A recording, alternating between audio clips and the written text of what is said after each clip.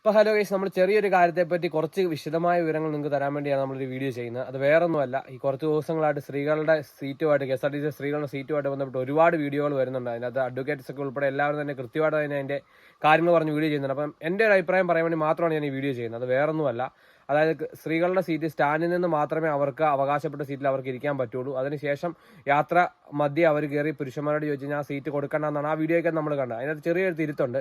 ഏകദേശം 25% സീറ്റ് എന്ന് പറഞ്ഞ KSRTC സ്ത്രീകൾക്ക് വേണ്ടി മാത്രം അവകാശപ്പെട്ടാണ്. അപ്പം അതിനകത്ത് അപ്പോൾ വേറെ തെറ്റുണ്ട്. അവർ പുരുഷന്മാരുടെ സീറ്റിൽ കയറി സ്ത്രീകൾ ഇരിക്കുന്നുണ്ട്. പുരുഷന്മാർ വന്നു കഴിഞ്ഞാൽ സ്വാഭാവികമായിട്ട് അവർ എണീറ്റ് കൊടുക്കാറുമില്ല.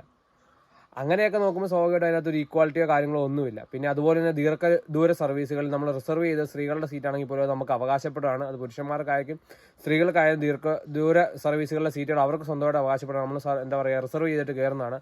അപ്പോൾ കൃത്യമായിട്ട് തന്നെ ഇതിൻ്റെ അധികാരികൾ ചെയ്യേണ്ട ഒരു കാര്യമുണ്ട്.